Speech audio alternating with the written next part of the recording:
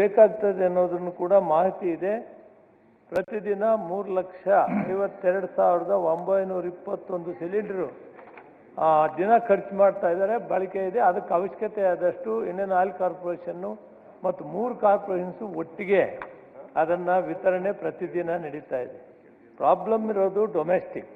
ಕೇಂದ್ರ ಸರ್ಕಾರ 20% ಮಾತ್ರ ಕೊಡಲಿಕ್ಕೆ ಅವಕಾಶ ಇದೆ ಅಂತ ಹೇಳಿದೆ. 44,000 ಸಿಲಿಂಡರ್ಸು ಕಮರ್ಷಿಯಲ್ಲು ಪ್ರತಿ ದಿನ ಬೇಕಾಗ್ತದೆ. ಅವ್ರಿಗೆ 20% ಅಂದರೆ ಹತ್ತಿರ 8,500 ಆಗ್ತದೆ. ಆದರೂ ಕೂಡ 9,000 ಸಿಲಿಂಡರ್ಸನ್ನು ಕೊಡೋಕ್ಕೆ ಏರ್ಪಾಟ್ ಮಾಡ್ಕೊಂಡ್ವಿ. ಅದರಲ್ಲಿ ಪ್ರಾಮುಖ್ಯತೆ ಯಾವುದಕ್ಕೆ ಕೊಡಬೇಕು ಅನ್ನೋದನ್ನು ಕೂಡ ನಾವು ಇಂಡಿಯನ್ ಆಯಿಲ್ ಕಾರ್ಪೊರೇಷನ್ಸ್ ಅವ್ರನ್ನ ಇಟ್ಕೊಂಡು ತೀರ್ಮಾನ ಮಾಡಿದ್ದೀವಿ. ಆ ತೀರ್ಮಾನದಂತೆ ನಾವು education institutions, students hostels, hospitals, other than essential institutions, ಈ ಇಂಪಾರ್ಟೆಂಟ್ ಇವಿಗೆ ನಾವು 4,200 ಕೊಡ್ತಾ ಇದ್ದೀವಿ. ಆಮೇಲಿಂದ government PSU institutions, canteens located at airport, railway station, bus station, Nandini ಮತ್ತು ಇಂದಿರಾ ಕ್ಯಾಂಟೀನ್ಗೆ 1,200 ಪೂರ್ತಿ ಅವರು ಖರ್ಚು ಮಾಡ್ತಾ ಇರೋಷ್ಟು ಕೊಡ್ತಾ ಇದ್ದೀವಿ.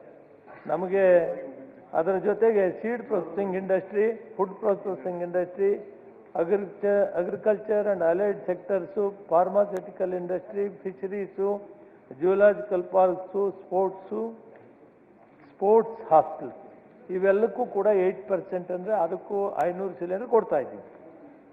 ನಮಗೆ ರೆಸ್ಟೋರೆಂಟ್ಸು, ಧಾಬಾಸು, ಹೋಟೆಲ್ಸ್ ಆ್ಯಂಡ್ ಇಂಡಸ್ಟ್ರಿಯಲ್ಗೆ ಬಹಳ ಕಡಿಮೆ ಇದೆ. 1,000 ಇದೆ ಸಭಾಪತಿಗಳೇ.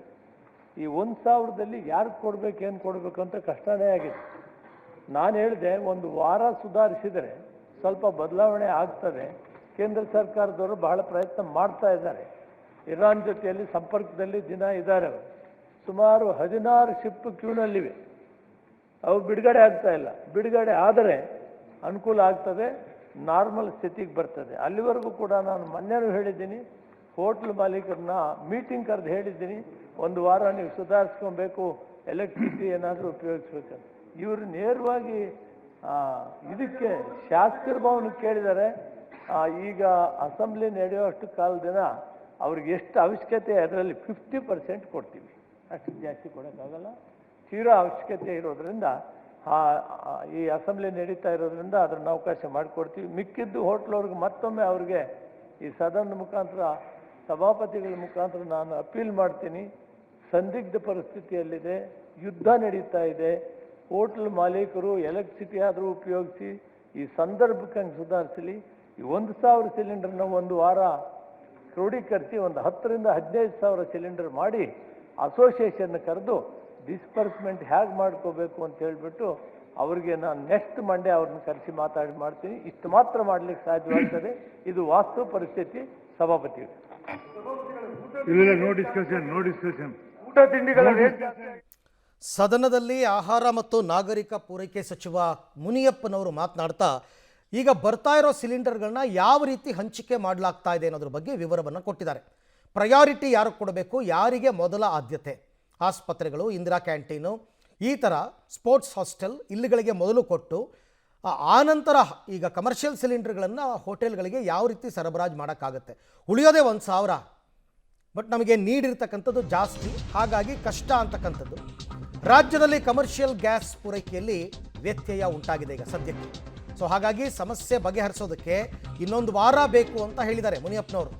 ಇನ್ನೂ 1 ವಾರ ಬೇಕು, 1 ವಾರ ಹೆಂಗಾದರೂ ಮಾಡಿ ಅಡ್ಜಸ್ಟ್ ಮಾಡ್ಕೊಳ್ಳಿ. ಅಷ್ಟರಲ್ಲಿ ನಾವೇನಾದರೂ ಒಂದು ವ್ಯವಸ್ಥೆ ಮಾಡಿ ಒಂದಷ್ಟು ಶೇಖರಣೆ ಮಾಡಿ ಇಟ್ಕೊಂಡು ಒಟ್ಟಿಗೆ ನಿಮಗೆ ನಾವು ಕೊಡ್ತೀವಿ, ಡಿಸ್ಟ್ರಿಬ್ಯೂಟ್ ಮಾಡ್ತೀವಿ ಅಂತ ಅವ್ರು ಹೇಳಿರ್ತಕ್ಕಂಥದ್ದು. 9,000 ಕಮರ್ಷಿಯಲ್ ಸಿಲಿಂಡರ್ಗಳು ಮಾತ್ರ ಈಗ ಸದ್ಯಕ್ಕೆ ಲಭ್ಯವಾಗ್ತಾ ಇದೆ.